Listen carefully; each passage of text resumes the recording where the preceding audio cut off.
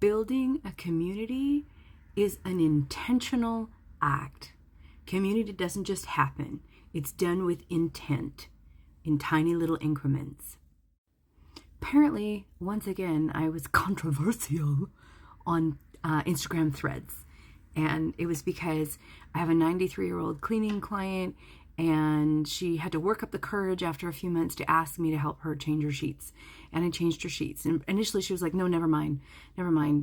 It's a weird request. And I said, no, ask me and I'll see what I can do. And she said, I just want my sheets changed. And also that she wanted a slip cover on one of her couches. She couldn't do it, and I could barely do it. It was like brute force. But I did it, and that was fine. And so I went on threads and I encouraged people to say, and I said, hey, check on your neighbors, see if their bins need pulled in from the curb, see if they need some help today, or just go and share some holiday tea or, chocolates or cookies or something with your neighbors. Like, be part of your community. That's how we're going to get through these really tough times, is by intentionally helping one another. And initially people were really great, and then fucking came the trolls, and I was slightly unprepared. It's got like 65,000 likes on it and 2 million views, and then like over 1,000 comments on it. All these fucking trolls showed up telling me that I was a terrible person because I should have just insisted. I should have just somehow fucking known through goddamn brainwaves that she wanted her sheets changed. She's 93. And they're like, well, you should have done that automatically. I'm not a care aide. I'm not an agency. This woman lives alone. Because she wants to live alone, because she's financially capable of living alone, and because she at 93 still can live alone. Her daughter drops her off food every day, and I go in every other week and I clean for her. I vacuum, I do her bathtub and her toilet, and now I guess I'm changing her sheets because she just, at 93, felt like it took all morning and it took all of her stamina. And so anyway, there was this huge friggin' conversation of people, blah, blah, blah, blah, blah. Excuse you fucking me. You do not walk into another person's home, barge into their bedroom, and change their sheets. You don't do... On what fucking realm of planet is that okay? Are you insane? People piping up, well, all my cleaners do it. No, not all cleaners will change your sheets. That's something that you actually have to expressly ask. All of my clients have different priorities, preferences, and different budgets. I get paid by the hour. That's the business that I've chosen to do. What do you need done? Some people want their floors done. Some people want dusting. Some people want heavy things lifted. Some people want cooking. Some people want me to clean out their fridge. It doesn't matter. I'm happy to help. But I don't know that they want those things unless they ask me. And oh my goodness, some people are too embarrassed to ask.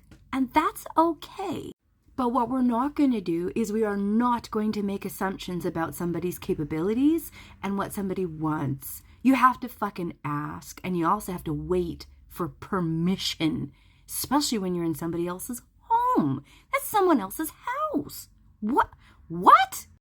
So in my head, I was like, tell me you've never run a business without actually telling me you've never run a fucking business, because you don't just go willy-nilly into somebody's home and do whatever the fuck you want. That's not going to get you clients. It's also not manners, and it's also not common sense, but I digress in 2024.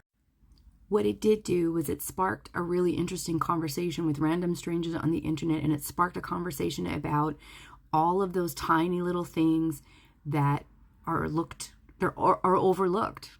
There's lots of people who are vulnerable and can't change their own sheets, or they can't vacuum, or they can't scrub their own toilet. There's lots of little teeny things that we as a society have just overlooked or forgotten about. So it's the Christmas season, and whether or not you celebrate Christmas is your own business. But what I'm saying is, if we're going to get through the next couple of years, regardless of what country you're in, we're in for a fucking shit show. We're in for a big goddamn ride.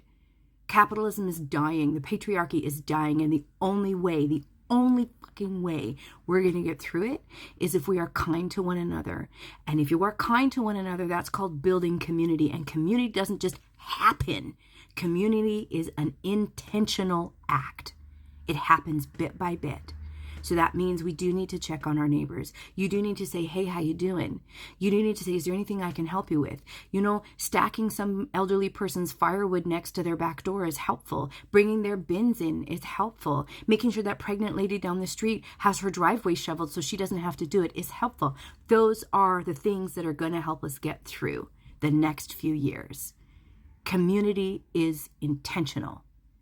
So how are you showing up for your community? Because everybody wants to bask in the warm glow of community. Guess what?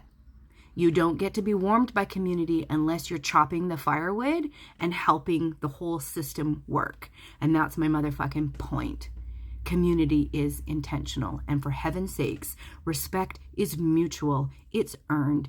If you see something that you could do, step in and help out. If you're not sure, but you think that maybe you could help out in some way, you could ask, is there something I could do for you?